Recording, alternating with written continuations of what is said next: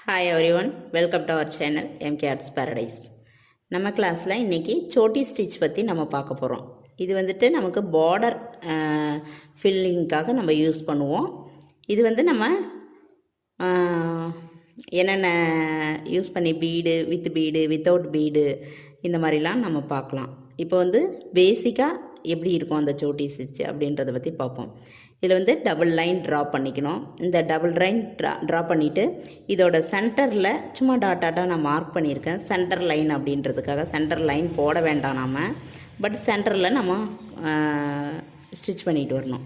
இப்போ பார்த்திங்கன்னா இந்த சென்டர் இருக்குங்க இல்லைங்க, இந்த பார்டர் நமக்கு எவ்வளோ அகலம் வேணும்னு நினைக்கிறோமோ அந்த அகலத்துக்கு நம்ம மார்க் பண்ணிக்கணும். இப்போ எனக்கு இந்த அகலம் தான் தேவை அப்படின்றதுனால நான் வந்து கம்மியான அகலம் எடுத்துக்கிட்டேன். இப்போ அதாவது ஒரு ஸ்டிச்சு லாங் ஸ்டிச் அளவுக்கு கொஞ்சம் நமக்கு முன்னாடி இடம் விட்டுட்டு இந்த சென்டர் லைன் இருக்குது இல்லைங்களா, டாட்டா வரைஞ்சதில் அதில் வந்துட்டு நான் வந்து இந்த லூப் எடுக்கிறேன். நம்ம இந்த இடத்துல ஒரு லாக் போட்டுக்கிறோம். போட்டுட்டு இந்த ஃபஸ்ட்டு இருக்குது இல்லைங்களா, இந்த இடத்துல ஒரு லாங் செயின் போட்டுக்கிறோம். லாங் செயின் போட்டுட்டு ஒரு லாக் செயின் போடுறோம். இந்த லாக் ஸ்டிச் போட்டோமா, போட்டுட்டு திரும்ப நம்ம வந்து பேக்கில் வரணும். பேக்கில் வரும்போது என்ன பண்ணுறோம் அப்படின்னு பார்த்தீங்கன்னா, நல்ல ஃபஸ்ட்டு ஸ்டிச்சுக்கு மட்டும் இந்த இடத்துல குத்துறோம். அடுத்தது நம்ம வர வர என்ன பண்ணால் இந்த ஸ்டிச்சிலேருந்து இந்த அளவுக்கு ஒரு கேப் விட்டுட்டு தான் நம்ம வந்து குத்தணும். அப்படியே குத்தக்கூடாது, இந்த அளவுக்கு நமக்கு ஒரு கேப் விட்டுறணும். விட்டுட்டு திரும்ப ஒரு ஸ்டிச்சு, ஒரு லாக்கு, இது ஒரு இது முடிச்சிட்டோம். அடுத்தது பார்த்திங்கன்னா இந்த லைன் ஃபில் பண்ணுற வரைக்கும் இதோட பக்கத்தில் இந்த சைடு ஏதாவது ஒரு சைடு திரும்ப ஒரு ஸ்டிச்சு, ஒரு லாக்கு. அடுத்தது திரும்ப இந்த ஸ்டிச்சு பண்ண இடத்துல இருந்து கொஞ்சம் கீழே தள்ளி திரும்பவும் ஒரு ஸ்டிச்சு, ஒரு லாக்கு. அடுத்தது பார்த்தோம்னா இந்த சைடு போகணும். நமக்கு அடுத்த சைடு ஒரு ஸ்டிச்சு, ஒரு லாக்கு. அடுத்தது திரும்ப இங்கே வரோம், வந்துட்டு கொஞ்சம் தூரம் விடுறோம். அதே கேப்பு ஈவனாக கேப்பு விடணும். ஒரு ஸ்டிச்சு, ஒரு லாக்கு போகணும். அடுத்தது பார்த்திங்கன்னா இந்த சைடு ஈவனாக ரெண்டு சைடும் ஈவனாக அந்த அந்த நம்ம போட்ட பார்டர் லைன் வர வரைக்கும் எத்தனை வருதோ நாம் வந்துட்டு அத்தனை வந்து நம்ம போடணும். அது மாதிரி இப்போது இந்த இடத்துல பார்த்திங்கன்னா நமக்கு ஒரு ஸ்டிச் பண்ணிட்டோம், ஒரு லாக் பண்ணிட்டோம். திரும்ப பேக் வரும். திரும்ப என்ன பண்ணுறேன், ஒரு ஸ்டிச்சு இங்கே கீழே வரும்போதும் ஸ்டிச்சு, லாக்கு. திரும்ப இந்த சைடு இப்போ ரெண்டு சைடும் ஈவனாக நடு சென்டர் லைனை விட்டுட்டு இந்த சைடு ரெண்டு லைன் போட்டிருக்கேன், அந்த சைடு ரெண்டு ஸ்டிச் போட்டிருக்கிறேன், ரெண்டு லைன். இப்போது லாஸ்ட்டாக நான் முடிக்க போகிறேன். இங்கே போகிறேன். இந்த லாஸ்ட்டாக நம்ம போட்டிருக்கோம் இல்லைங்களா, இந்த கோட்டோட லைனுக்கு நம்ம கரெக்டாக வந்துட்டோம். இப்போது ஒரு ஸ்டிச்சு, ஒரு லாக் போட்டுட்டு இந்த லாஸ்ட்டாக போட்டதை என்ன பண்ணுறோம் அப்படின்னா இதோட குறுக்க இந்த இடத்துல அது எதோட முடியுதோ அந்த லைனு அந்த இடத்துல ஒரு ஸ்டிச்சு. இதோட லாக் எங்கே போடுறோன்னு பார்த்தீங்கன்னா மேல் நோக்கி லாக் போடணும். ஏன்னா நம்ம கீழ் நோக்கி தான் ஸ்டிச் எடுக்க போகிறோம். மேல் நோக்கி போட்டுட்டு திருப்ப இங்கே எடுக்கிறோம். இப்போது அதே கேப்பு தான் கீழே விட்டுட்டு வரணும். இந்த இடத்துல பாருங்கள் நான் முடிச்சிட்டேன். இப்போ இந்த மாதிரி முடிக்கும்போது என்ன ஆகுது அப்படின்னு பார்த்தீங்கன்னா இதோட இப்போ தான் ஒரு ஸ்டிச்சு முடிஞ்சிருக்கு. ஏன்னா இது ஃபுல்லாக முடிச்சிட்டேன். இது வரைக்கும் தான் நம்ம இந்த கோட்டில் இத்தனை ஸ்டிச்சு போட்டோம். இதுக்கப்புறம் போடுறதெல்லாம் ஒரு ஸ்டிச்சு தான் நம்ம போடணும். இங்கே பாருங்கள், இப்போது இங்கே நான் எடுத்துகிட்டு போகிறேன் ஒரு குறிப்பிட்ட அளவுக்கு. அதே இந்த கோட்டு மேலே தான் இனிமேல் வரணும், வேறு எந்த இடத்துலையும் போடக்கூடாது. இப்படி ஒரு ஸ்டிச் பண்ணிட்டேன், லாங் ஸ்டிச் பண்ணிட்டேன். அதுக்கப்புறம் ஒரு லாக் ஸ்டிச் பண்ணுறேன். லாக் ஸ்டிச் பண்ணிவிட்டு இப்போது இந்த சைடுக்கு ஒரு குறுக்கால ஸ்டிச் பண்ணிவிட்டு மேல் சைடு சின்னதாக ஒரு லாக்கு போட்டுட்டு திருப்ப வரோம். இங்கே இதே அளவுக்கு கேப்பு விடுறோம், லாக் பண்ணுறோம். இப்போ மறுபடியும் போகிறோம், திரும்ப சேம் அளவுக்கு கேப் விடணும். அதாவது டிஸ்டன்ஸு இந்த எந்த அளவுக்கு இதுக்கும் டிஸ்டன்ஸ் இருக்கோ அதே அளவு இதுக்கும் விடணும். இனிமேல் வரக்கூடிய ஒவ்வொரு ஸ்டிச்சும் அந்த லைன் முடிகிற வரைக்கும் நம்ம இந்த மாதிரி தான் முடிக்கணும். இப்போ ரொம்ப லென்த்தியாக கோடு இருந்தால் நான் உங்களுக்கு வந்து ரொம்ப லென்த்தியாக போட்டு காமிச்சிருப்பேன். இப்போ நான் வந்து கொஞ்சம் ஷார்ட்டாக போட்டதுனால கம்மியாக போடுறேன். இப்போ இங்கே பாருங்கள், இதில் நமக்கு 3 ஸ்டிச்சு வர வரைக்கும் இந்த கோடு பத்துது. இப்போ இது வரைக்கும் தான் நான் கோடு கிழிச்சிருக்கேன். இது வரைக்கும் வரும்போது ஒரு 3 ஸ்டிச்சுக்கு தான் எனக்கு பத்துது. அப்போ அடுத்ததுக்கு நான் என்ன பண்ணணும், இந்த இடம் சரி சமமாகவும் வரணும், இங்கேயும் கோடு முடியணும். அப்போ நான் இந்த இடத்துல என்ன ட்ரிக்கு யூஸ் பண்ணுவேன்னு பார்த்தீங்கன்னா, இப்போது மறுபடியும் இந்த இடத்துல போகிறேன், போயிட்டு ஸ்டிச் பண்ணுறேன். அதே மாதிரி ஒரு செயின் போடுறேன். இங்கே பாருங்கள், ஒரு செயின் போடுறோம், ஒரு லாக் போடுறோம், ஆப்போசிட்டில் திரும்ப வரோம். இப்படி சுழலும் போது நூல் கழலும், ஏன்னா டைரெக்ஷன் மாறுது இல்லையா. அப்போ வந்து நமக்கு வாட்டம் வந்துருச்சுன்னா கழலாது. சப்போஸ் நமக்கு அந்த நீடில் திரும்பிடுச்சுன்னா நமக்கு நூல் கழண்டும். இந்த இடத்துல வரும்போது பாருங்கள், திரும்ப இங்கே கேப்பு விட்டு குத்தக்கூடாது. இதோட பக்கத்தில் இங்கே பாருங்கள், இப்போது ஒரு ஸ்டிச்சு ஒரு லாக் பண்ணிக்கிறேன். இங்கே சைடில் இந்த சைடு வரேன், ஏன்னா மேலே போகணும் இல்லையா. அப்படியே போகாமல் இந்த சைடு பண்ணிவிட்டு திருப்ப இங்கே பாருங்கள், இந்த டிஸ்டன்ஸ் விட்டுட்டு ஒரு ஸ்டிச்சு ஒரு லாக் பண்ணுறேன். குறுக்க திரும்ப வரேன், இதே லைன் தான்.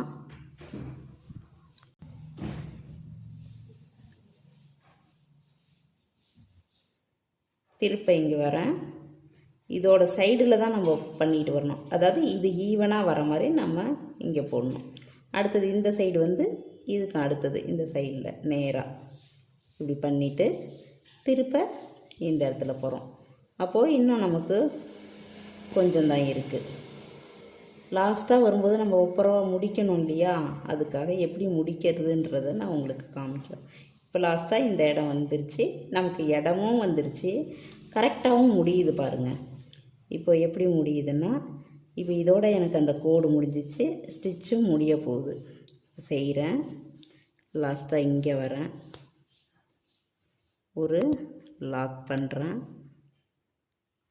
பண்ணிவிட்டு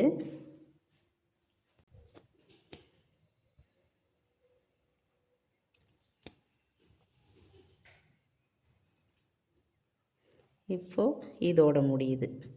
நமக்கு பார்த்திங்கன்னா ஈவனாக முடியும்.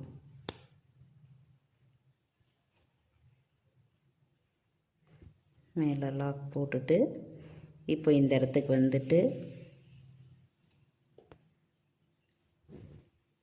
எண்டு நாட் போட்டு நம்ம முடிச்சுக்கணும். இப்போ பாருங்கள், நம்ம போட்டு முடிச்சிட்டோம். போட்டு முடித்ததுக்கப்புறம் எல்லாமே ஈவனாக நமக்கு வந்திருக்கு. ஒரு பார்க்குறதுக்கு உங்களுக்கு பார்க்க ஒரு தென்னை மரத்தோட அந்த பகுதி மாதிரி தெரியும், இல்லை நம்மளோட கரும்பு பார்த்தோன்னா அந்த கணுவாக இருக்கிற மாதிரி தெரியும். நீங்கள் ஒரு கரும்போ இல்லை தென்னை மரமோ இல்லை பனை மரமோ இந்த மாதிரிலாம் போடும்போது அந்த மரத்தோட பகுதிக்கு கூட நீங்கள் அகலத்தை அதிகப்படுத்தி நீங்கள் இந்த மாதிரி ஸ்டிச்சை வந்து இந்த ஸ்டிச்சை யூஸ் பண்ணலாம். அதே சமயம் பார்டருக்கும் நம்ம இது வந்து நிறைய யூஸ் பண்ணுவோம். இதில் கலர் காம்பினேஷன் கொடுத்து எப்படி யூஸ் பண்ணுறது, மற்ற விஷயங்கள்லாம் நம்ம அடுத்தது பார்ப்போம். அடுத்தது நம்ம டபுள் கலர் யூஸ் பண்ணி எப்படி பண்ணுறதுன்றதை பார்ப்போம். இப்போ இதில் பார்த்திங்கன்னா நான் இந்த இதில் இப்போது இதுக்கு முன்னாடி போட்டதில் நடு சென்டர் இல்லாமல் இந்த சைடு 2 இந்த சைடு 2 போட்டுட்டேன். போட்டதுக்கப்புறம் அப்போ என்ன ஆகுது, நடு சென்டரும் சேர்த்தா மொத்தம் 5. அந்த 5 கிட்ட 5 முடிச்சுட்டு 6வது இங்கே போய் ஸ்டிச் பண்ணி நான் குறுக்க வந்துடுறேன். குறுக்க வந்து இங்கே ஸ்டிச் போட்டு எடுக்கும்போது இங்கே ஒன்று இங்கே ஒன்று, அப்போ 7 வந்துடுது இந்த இடத்துல. இப்போ இந்த இடத்துல நான் எப்படி போட்டிருக்கேன்னா, நடு சென்டரில் 1 போட்டிருக்கேன், இந்தாண்ட 2 இந்தாண்ட 2, மொத்தம் 5. இப்போ மறுபடியும் 6 அப்படி போடலை. நான் வந்து என்ன பண்ணியிருக்கிறேன் அப்படின்னு பார்த்தீங்கன்னா, இந்தாண்ட 1 இந்தாண்ட 1 போட்டுட்டு நம்ம கம்மியாகவே நம்ம போட்டுக்கலாம். நான் இப்போ 5 தான் இப்போதைக்கு போட்டிருக்கிறேன். பட் 5 இதில் வந்து 5 போட்டுட்டு 6ல் குறுக்க வந்தேன்.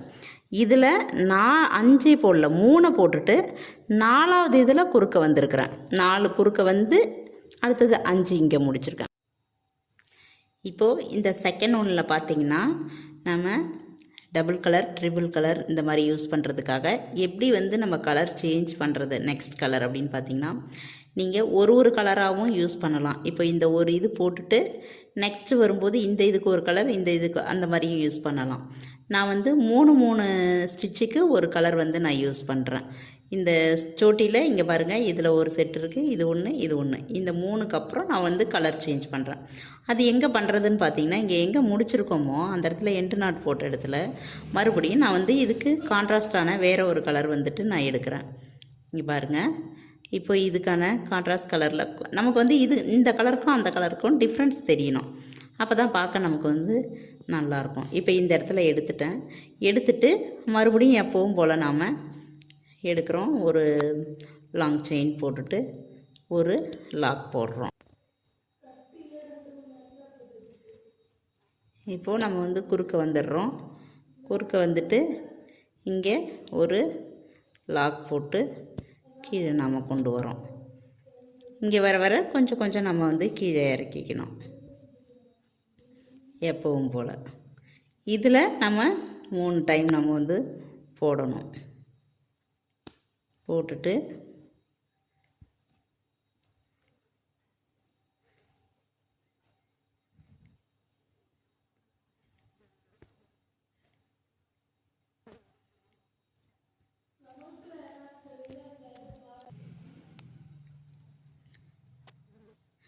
இப்போ இதில் வந்து பார்த்துட்டிங்கன்னா செகண்ட் கலரும் 3 நம்ம போட்டிருக்கோம். இப்போ வந்துட்டு நம்ம ஏற்கனவே 2 கலர் போட்டுட்டோம். இப்போ 3வது கலர் வந்து ஆட் பண்ணியிருக்கிறேன். இது எப்படின்றத பாருங்கள். இந்த இடத்துலேருந்து நம்ம எடுக்கிறோம். ஒரு இடத்துல எடுத்துட்டு எப்பவும் போல் லாங் செயின் போடுறோம், லாக் செயின் போடுறோம். போட்டுட்டு அதை அப்படியே குறுக்க எடுக்கிறோம். குறுக்க எடுத்துட்டு மேலே ஒரு லாக் பண்ணுறோம். பண்ணிவிட்டு கீழே நம்ம வந்து ஸ்டிச் பண்ணிவிட்டு லாக் பண்ணிக்கிறோம்.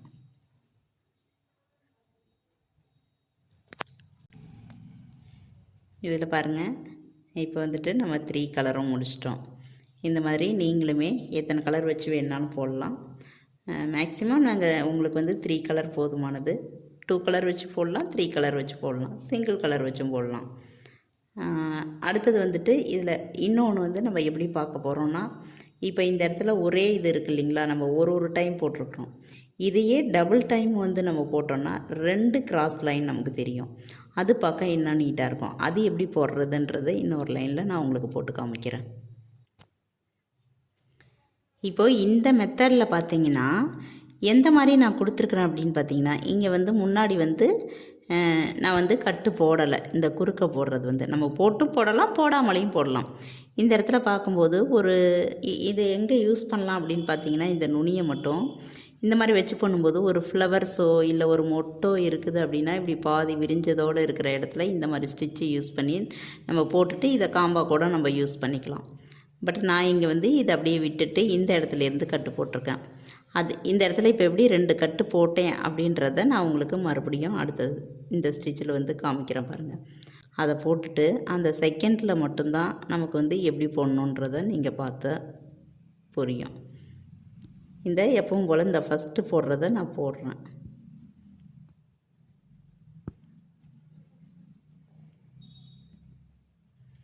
இதை போட்டுடுறோம். இங்கே கீழே எப்பவும் போல் கொஞ்சம் தள்ளி ஸ்டிச் பண்ணிக்கிறோம்.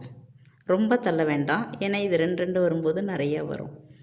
ஸோ இந்த முதல் கட்டுலேருந்து ஒரு துளி தள்ளிட்டு ஒரு ஸ்டிச் பண்ணுறோம். அடுத்தது பார்த்திங்கன்னா ஒரு லாக் பண்ணி எடுத்துட்டு இதுக்கு கீழ்ப்பகுதியில் பக்கத்துலேயே மேலே இந்த லாக் பண்ணுறோம். லாக் பண்ணிவிட்டு அதை அப்படியே எப்பவும் போல் கீழே எடுத்துகிட்டு வந்து இந்த மாதிரி ஸ்டிச் பண்ணி லாக் பண்ணிக்கிறோம். இதையே நம்ம கண்டினியூவாக போடுறோம். இந்த மாதிரி போடும்போது அதில் 2 கட்டு இருக்கும்போது இன்னும் கொஞ்சம் நீட்டாக பார்க்குறதுக்கு ரொம்ப நல்லாயிருக்கும்.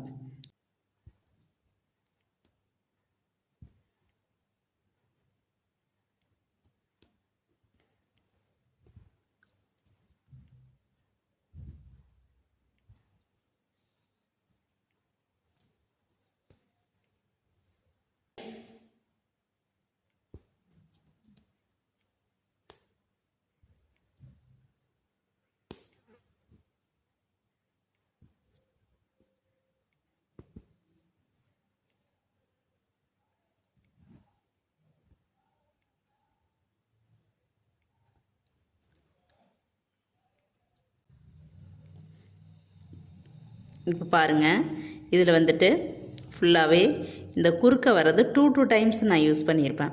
இந்த குறுக்க 2 டைம்ஸ் யூஸ் பண்ணும்போது நமக்கு அது ஒரு ஃபினிஷிங் வந்து கொஞ்சம் டிஃப்ரென்ஸாக நல்லாயிருக்கும். இந்த மாதிரியும் நம்ம வந்து ட்ரை பண்ணி பார்க்கலாம். உங்களுக்கு வந்து ஒவ்வொரு மெத்தடும் இருக்கிற எல்லா விஷயங்களையும் சொல்லி கொடுத்துட்றேன். ஆனால் நீங்கள் உங்களுக்கு எது பிடிக்குதோ அதை வந்து ஃபாலோ பண்ணிக்கிங்க. ஏன்னா எல்லா விஷயமும் தெரியணும் இல்லையா ஒரு விஷயத்தில்.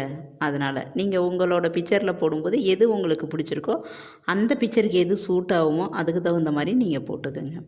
நெக்ஸ்ட் வந்து இந்த குறுக்க போகுது இல்லைங்களா, இதில் பீடு வச்சு போட்டால் எந்த மாதிரி இருக்கும் அப்படின்றத வந்து நான் போட்டு முடிச்சுட்டு அந்த பீடு வச்சதை நான் காமிக்கிறேன். அது வந்து அதோட இதுக்கும் அதுக்கும் என்ன டிஃப்ரென்ஸுன்னு பாருங்கள். டிஃப்ரென்ஸ் பெருசாக இருக்காது. இந்த ஸ்டிச்சில் பாருங்கள், இந்த சோட்டியில் இந்த குறுக்க லைன் வருது இல்லைங்களா, இந்த குறுக்க லைன் வர்றதில் நீங்கள் என்ன அகலம் எடுத்திருக்கீங்களோ அதில் எத்தனை பீடு கொள்ளுமோ அத்தனை பீடு வச்சுக்கணும். இப்போ நான் எடுத்த அகலத்துக்கு பார்த்திங்கன்னா எனக்கு 3 சுகர் பீடு வந்து சரியாக இருக்குது. இந்த குறுக்க அளவு உள்ள அந்த அளவுக்கு அதே மாதிரி எல்லாத்துலேயும் 3 சுகர் பீடு தான் வரணும். ஸோ இந்த மாதிரி போட்டுக்கிறோம். போட்டுட்டு என்ன பண்ணுறோம் அப்படின்னு பார்த்திங்கன்னா எல்லாத்துலேயும் முடிச்சுட்டு எண்டு நாட் போட்டுடுறோம். இது வந்து நம்ம ஒரு பார்டர் அந்த மாதிரி செய்யும்போதும் செய்யலாம். இல்லை ஸ்ட்ரைட் லைனில் 2 சைடு நம்ம மண்டபம் மாதிரி போடுறோம், அந்த இடத்துல நம்ம இந்த தூண் இந்த மாதிரிலாம் வருது இல்லைங்களா, அந்த மாதிரி போடும்போது ரொம்ப அழகாக இருக்கும். சரமாக ஒரு டிசைன் போடுறோம், அந்த இடத்துல அழகாக இருக்கும். நம்மளோட க்ரியேட்டிவிட்டிக்கு தகுந்த மாதிரி நம்ம எங்கே வேணாலும் இதை யூஸ் பண்ணிக்கலாம். இப்போ நெக்ஸ்ட்டு பார்த்திங்க அப்படின்னா இதே சோட்டியை நீங்கள் வந்துட்டு இப்போ ஒரு டிசைனில் அப்ளை பண்ணோம் அப்படின்னா ஒரு டிசைன் வரைகிறோம். அந்த டிசைன் வந்து ஒவ்வொரு கோடுமே டபுள் லைனாக நம்மளால் வரைய முடியாது இல்லையா இது மாதிரி.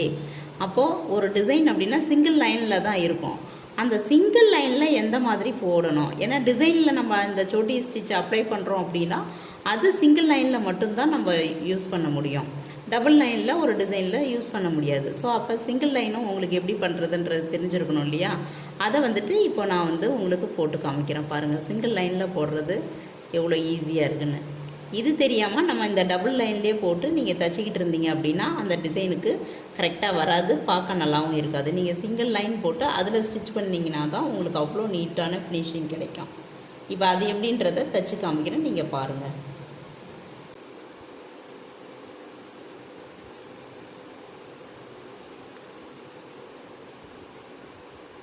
இப்போது நம்ம இந்த சிங்கிள் லைனில் யூஸ் பண்ணும்போது என்ன நம்ம கவனிக்கணும் அப்படின்னு பார்த்தீங்கன்னா, இங்கே உயரம் வந்து கம்மியாக எடுக்கணும்.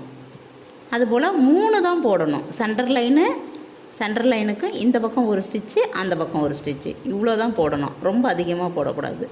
அதுபோல் கீழே எடுக்கிற அந்த லென்த்தும் கொஞ்சம் கம்மியாக குறைச்சிக்கணும். ரொம்பவும் நம்ம லென்த்து போட்டோம்னா அது வந்து டிசைனில் வளைவு நெளிவுகளில் நம்மளால் போட முடியாது. அதுக்காக தான் சிங்கிள் லைனில் வரும்போது நம்ம கம்மியாக, இங்கே பாருங்கள் கொஞ்சமாக தான் நான் போடுவேன். இப்போ 3 முடிஞ்சிருச்சு. இந்த 3 முடிஞ்சதுக்கப்புறம் சென்டர் லைனு இந்த பக்கம் 1 அந்த பக்கம் 1 இவ்வளோ தான் நம்ம வந்து யூஸ் பண்ணுவோம். இப்போ இதோட முடிச்சிட்டோம். முடிச்சுட்டு திருப்ப போகும்போது இங்கே பாருங்கள் எப்பவும் போல தான் நம்ம இந்த மாதிரி போட்டுட்டு அந்த 3 லைனோட முடிச்சுக்கணும். முடிச்சுட்டு குறுக்க வந்து நம்ம எடுத்துக்கணும். இந்த குறுக்க எடுக்கும்போது நமக்கு வந்துட்டு கம்மியான அகலம் தான் நமக்கு இதில் வரும். ஏன்னா டிசைனில் போடும்போது நமக்கு ரொம்ப அகலம் இருந்துச்சு அப்படின்னா அந்த வளைவுகளில் நம்மளால் வளைக்க முடியாது. அதனால் நம்ம வந்து கம்மியாக தான் நம்ம வந்து அந்த குறுக்கு லைன் எடுக்கணும். இப்போ இங்கேருந்து வரேன் பாருங்கள், கொஞ்சம் கீழே லைட்டாக தான் நான் கீழே இறக்கியிருப்பேன். இதே மாதிரி அந்த கட்டுமே ரொம்ப டிஸ்டன்ஸ் எடுக்கக்கூடாது, கொஞ்சம் பக்கத்தில் போட்டுக்கணும்.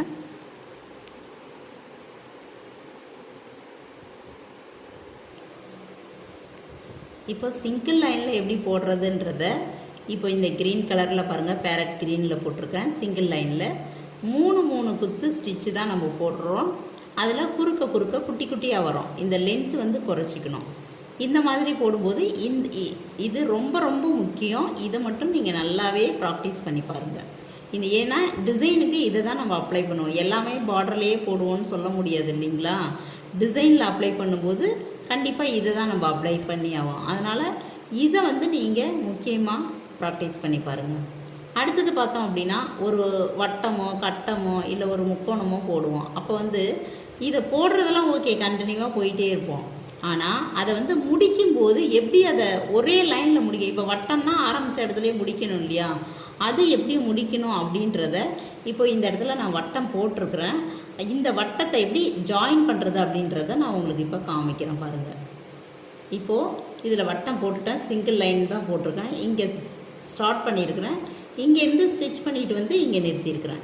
இப்போ இங்கே நிறுத்தியிருக்கும்போது இதில் என்ன நடக்குதுன்னு பார்த்தீங்கன்னா, இந்த இடத்துல ஜாயின் பண்ணி ஆகணும். ஜாயிண்ட்டும் தெரியக்கூடாது, ஆனால் ஜாயின் பண்ணி ஆகணும். இப்போ இந்த இடத்துல எப்படி முடிக்கிறதுன்றது தான் இது. இப்போ உங்களுக்கு இதை காமிக்கிறதுக்காக இந்த வட்டம் போட்டிருக்கிறேன். இப்போ எப்படி முடிக்கிறேன்றதை நீங்கள் பாருங்கள். இப்போது ஸ்டார்ட் பண்ணதை எப்படி வந்து முடிக்கிறோன்னு பாருங்கள்.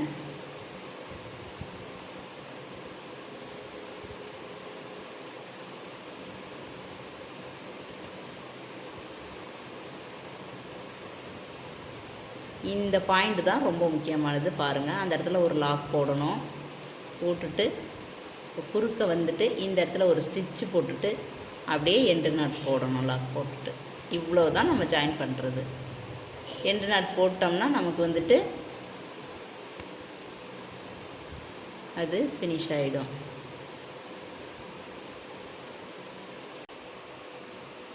இப்போது இதை வந்துட்டு நம்ம ஃபினிஷ் பண்ணிட்டோம்.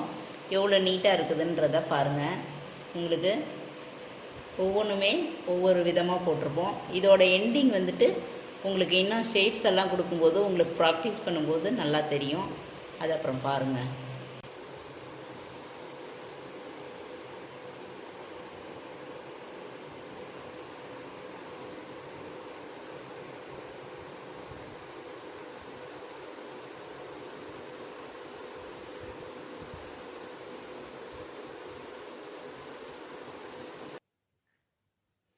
இப்போ சோட்டி ஸ்டிச்சுக்கான ஷேப்ஸ் நம்ம பார்ப்போம்.